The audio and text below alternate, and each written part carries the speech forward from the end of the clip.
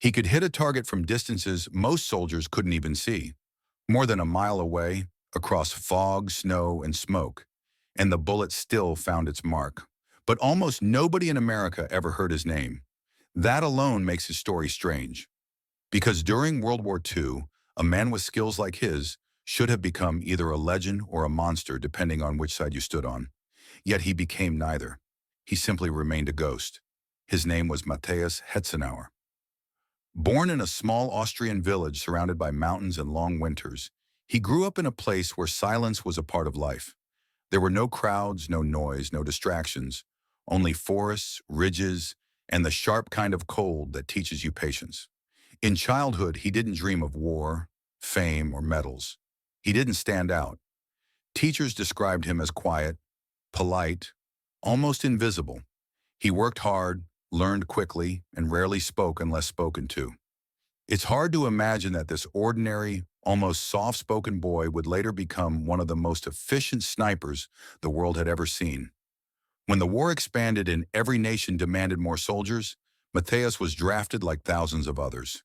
He wasn't tall or intimidating. He didn't look like a warrior, but he had two qualities that made him different: his ability to stay perfectly still for hours and an instinctive understanding of distance and timing. Those traits caught the attention of his superiors during rifle training. His shots were clean, precise, almost effortless. At first, instructors believed he was just lucky. Luck doesn't last long, but Matthias's accuracy did. He was sent to sniper school. For the first time in his life, he found something he was naturally good at, something he didn't have to force. While many trainees struggled with discipline or patience, he blended into the role as if he had been preparing for it his entire life. He learned wind reading, camouflage, silent movement, and the harsh reality that a sniper must disappear into his environment like a shadow. The instructors never called him gifted. They called him something else: focused, cold, empty. Not empty in a cruel way, empty like a still pond, with no ripples, no internal noise. He simply didn't hesitate. When he arrived on the Eastern Front, the war was nothing like the training ground. The cold was sharper, the silence heavier, the danger constant. The front wasn't a line. It was a shifting landscape of ruins, forests, trenches, and broken towns where every window could hide a rifle barrel. Out there, snipers ruled. And out there, Matthias became a ghost. He learned quickly that survival depended on details most soldiers ignored: a branch bending in the wrong direction, a trail of snow that didn't match the wind, a shadow that remained still for a moment too long. He could read terrain like a book, sense danger before it materialized. Some soldiers said he had a sixth sense. Others said he simply had no fear of waiting, even if it meant lying motionless in the snow for 8, 10, sometimes 12 hours before taking a single shot. His first confirmed kill came early in his deployment, a distant silhouette moving through ruins, barely visible through fog. The shot traveled over 600 meters. After he pulled the trigger, he didn't smile, didn't celebrate. He simply picked up his things and disappeared into a different position before anyone could locate him. It would become his pattern for the rest of the war: appear, shoot, vanish. Stories began spreading across the lines. Enemy scouts reported that they were losing men without ever seeing the shooter. Patrols vanished in silence. Soldiers whispered that a phantom was watching them. They started calling him the ghost sniper. Not officially, but in terrified murmurs passed from trench to trench. No one knew where he hid. No one ever saw him retreat. It was as though the landscape itself gently exhaled a bullet and then swallowed the shooter back into its shadows. Unlike other known snipers, Matthias didn't have an ego. He didn't carve marks on his rifle. He didn't talk about his missions.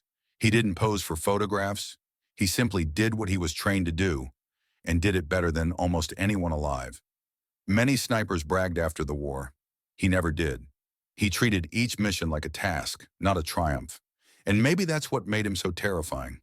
By the winter of 1944, his confirmed count grew into the hundreds, officially recorded by his commanders, not rumors. But even more unsettling was the fact that no one could figure out how he moved so silently in open terrain. He could crawl across frozen fields without leaving a trace. He could take a shot, reposition, and fire again from a completely different angle within minutes. His comrades said he had an ability to blend into the cold, as if he became a part of the landscape. To the enemy, he became almost mythical. Soviet units would delay advances until they were certain he was not operating in the area. Some patrols refused to move during daylight if they believed the ghost was near. That level of psychological pressure was something only a few soldiers in the entire war were able to create. And through all of it, he remained quiet, polite, almost gentle toward his fellow soldiers. They described him as soft-spoken, respectful, thoughtful. Nothing like the person he became on the battlefield. That contradiction fascinated many. How could someone so mild transform into such an efficient and deadly force? He once told a fellow sniper, "A rifle is not anger, it is mathematics." That sentence alone explains why he survived as long as he did.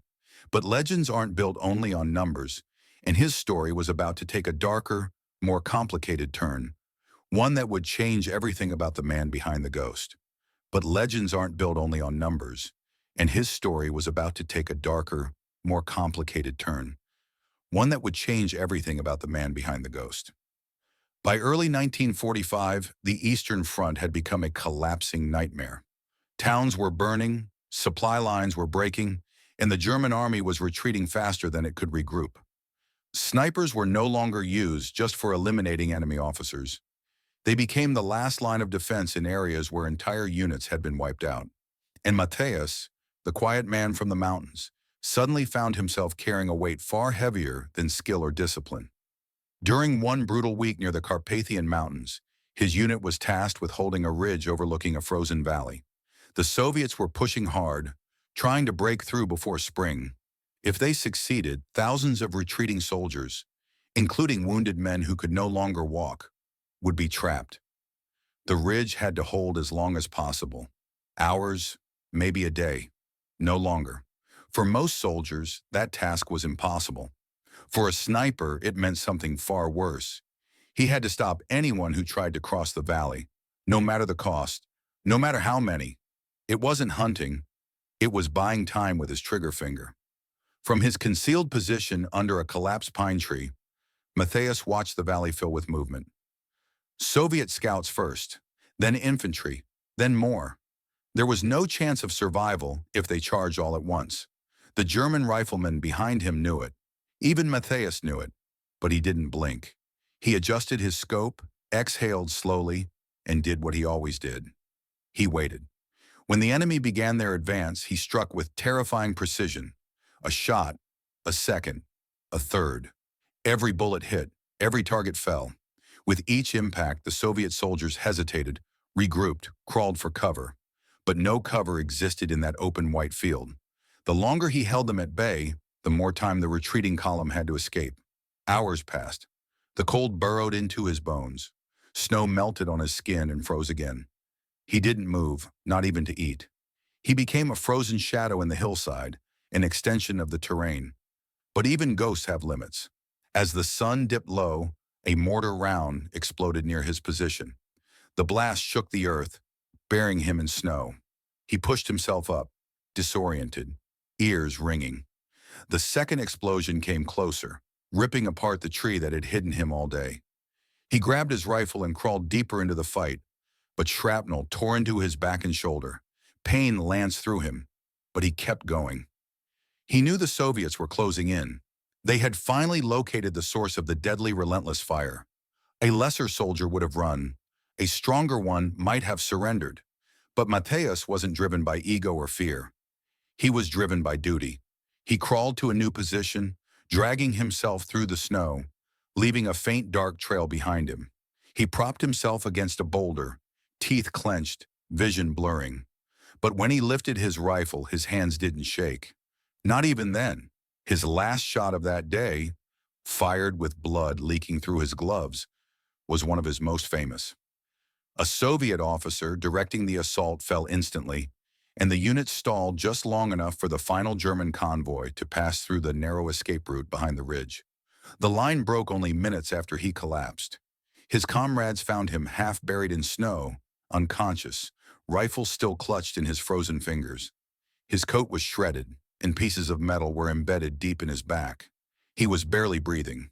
And yet, according to the medic who pulled him out of the snow, he still had a calm look on his face. The expression of a man who had simply done what he believed he had to.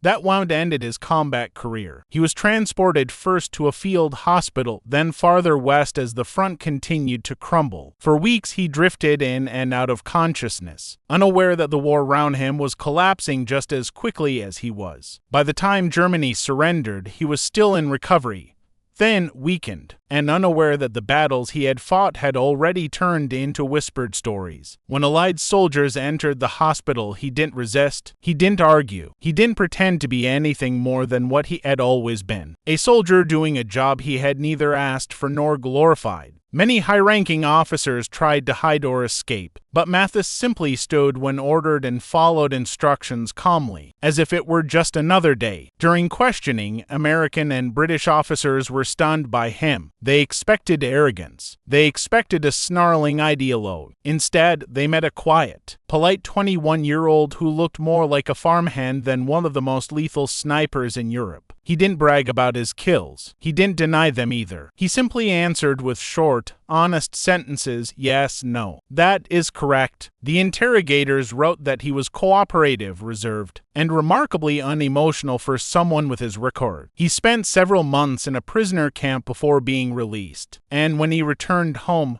a village that hadn't changed much since his childhood, he tried to disappear. He had no desire for fame, no interest in titles. He never joined veteran groups. He never wrote a memoir. He never lectured or boasted. He worked ordinary jobs, lived in a small home, raised a family, and kept to himself. In conversations years later, he rarely spoke about the war. When he did, he never described victories. He spoke only about survival, fear, and responsibility. One interviewer, decades after the war, asked him how he felt about being one of the deadliest marksmen in history. He paused, looked down at his hands, older now, quiet like the man himself, and said, "I survived, that is all." To many, he remained a mystery. To others, he was proof that sometimes the most extraordinary warriors come from the most ordinary places. And to the soldiers on the Eastern Front who faced him, he would forever remain the ghost, the silent presence in the snow, the unseen force that changed the outcome of battles by appearing at the worst possible moment. His life after the war was peaceful, almost humble, as if he had spent the rest of his days trying to balance the years he had spent surviving by taking lives. He never sought forgiveness, but he never celebrated what he had done either. He existed between those two extremes, a man shaped by war but not defined by it. Mathis Hetzenaar died in 2000 at the age of 79. No fanfare, no big headlines, just a short obituary in a local paper about a quiet man who once lived in the mountains. But history remembers him differently. A ghost may vanish, but his shadow remains. For most men who survive a war, the story ends when the guns fall silent. But for Mathis, the silence after 1945 was almost louder than the battlefield. It was deeper, heavier, filled with questions he never answered out loud. The world remembered the aces, the tank commanders, the generals, snipers. They were ghosts in the official record, necessary during the war, unwanted afterward. And Mathis became exactly that. Unwanted, not because he had done anything wrong personally, but because no country wanted to celebrate a man whose skill was killing across unimaginable distances. Austria was rebuilding, America was reshaping Europe, and the Soviet Union saw snipers like him as a nightmare they wanted to forget. There was no place in the new world for what he had been, so he faded into the background on purpose. But ghosts don't always stay buried. The war left marks no one could see. Doctors had removed most of the shrapnel from his back, but some pieces were too deep to extract safely. They stayed inside him,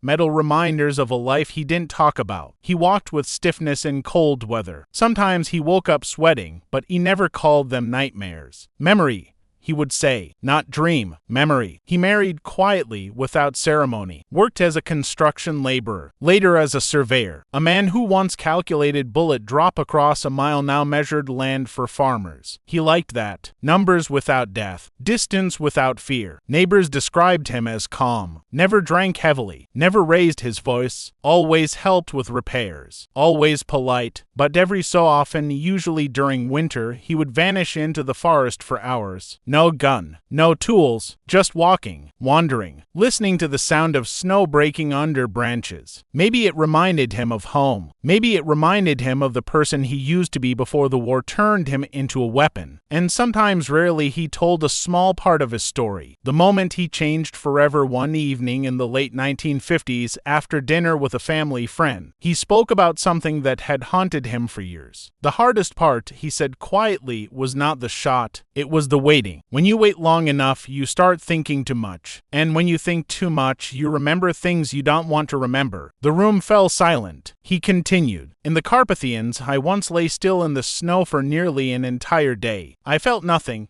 No pain, no cold, no fear. I stopped being a person. I just existed, like frost, like stone. That was the moment I realized the war had changed me. He never explained what happened that day. He never said who he shot. He never said why that moment stayed with him. But years later, a historian interviewing veterans said that several Soviet survivors remembered a terrifying engagement in that exact area. A single shooter had pinned down an entire battalion for hours. They never saw him. They never found his position. They just kept losing men until nightfall. When the historian asked Mathis if that story was about him, he simply pressed his lips together and shook his head. Not yes, not no, just silence, the same silence that followed him since the war. The visit in the 1970s, something strange happened. One winter morning, a black sedan stopped in front of his house. Two men stepped out, not police, not military, but clearly from some government office. They asked for him politely. He stepped outside and greeted them, confused but calm. One of the men spoke first. We are documenting the history of the Eastern Front. Some former soldiers from the Soviet side say they remember you. They called you the White Ghost. We were hoping to ask you about your experiences. The word ghost made him stiffen. He shook his head. No interviews. The men insisted gently. He repeated, no. Then he added something cold and final. What I did was part of a war that should not be repeated. I will not help anyone turn it into entertainment. For a moment, the men looked at him with respect rather than disappointment. They thanked him and left without argument. But his wife later said he stood at the window for almost an hour after they drove away, motionless, as if memories he had locked away were trying to break back into his mind. The unexpected forgiveness in the early 1980s, an event occurred that no one predicted. A Soviet veteran, an old man with a cane, traveling through Austria with a small historical delegation, asked if he could meet Mathis. He didn't know if Mathis would agree. He didn't even know if Mathis was alive. But when someone came to the door and explained who was asking, Mathis hesitated and finally said yes. The Soviet veteran entered. Their eyes met. There was no anger, no bitterness, only a long, heavy silence between two men who had seen the same cold, the same death, the same winter skies. The veteran said, "You were there, weren't you? In the mountains. I lost many friends. I swore I would hate you forever. But when you survive a lifetime after war, hatred becomes too heavy to carry." Mathis swallowed hard. The veteran continued, "I came not to accuse you. I came to tell you that we all did what we were forced to do, and that I no longer hold anything in my heart." Mathis closed his eyes. For a moment his shoulders trembled, the only time anyone ever saw him show emotion about the war. He extended his hand. The two men shook hands in silence. Forgiveness does not erase a past, but sometimes it frees a soul trapped inside it. The final years, as he grew older, people began discovering pieces of his history.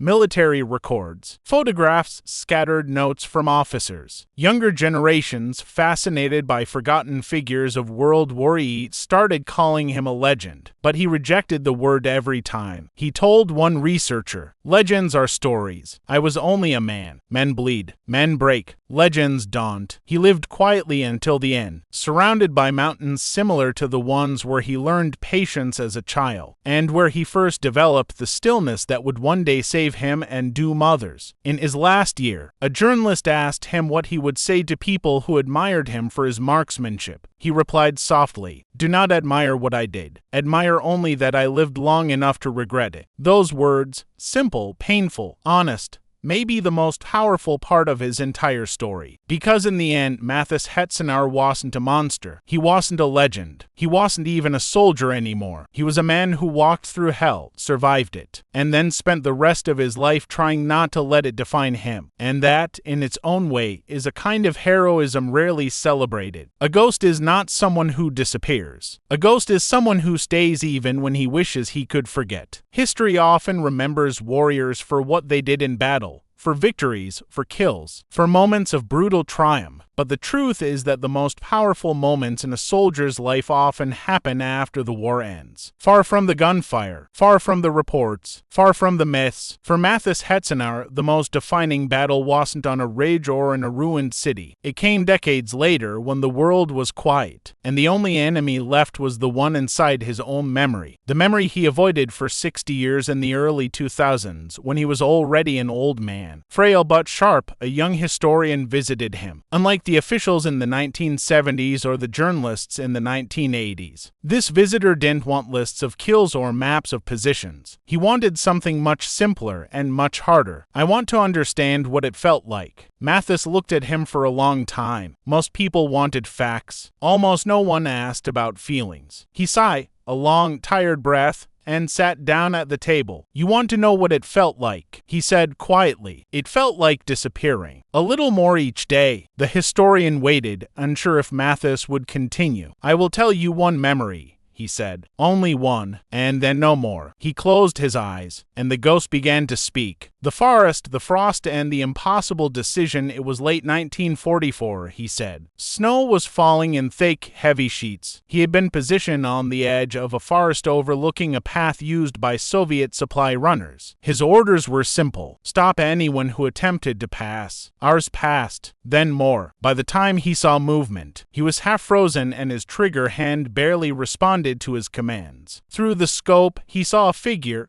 small, thin, exhausted, a boy no older than 15, carrying medical supplies. He could tell instantly. The boy moved differently, untrained, clumsy, terrified. A frontline soldier would never run like that. Mathis exhaled, trying to steady his aim, but a voice inside him said something he didn't expect. Not him. He lowered the rifle. Orders were orders. The enemy was the enemy. But this wasn't an enemy. This was childhood wearing a uniform to sizes too big. The boy slipped in the snow, scrambled back up, and kept running. Mathis didn't pull the trigger. It was the first time in the entire war he had refused a command. When the historian heard this, he leaned forward. "What happened to the boy?" Mathis opened his eyes. "That," he said quietly, "is the one question I never found the answer to." Then, almost whispering, "I hope he lived." It was the last time he ever spoke about the war. Why this moment mattered more than every shot he took. He had hundreds of confirmed kills. He was feared by entire divisions. He changed battles, saved soldiers, stopped advances. But the moment that shaped him the most was the shot he didn't take. And that, he told the historian, is the only thing I am proud of. The historian wrote in his notes later that the old sniper didn't tremble when recalling gunfights or shell fire.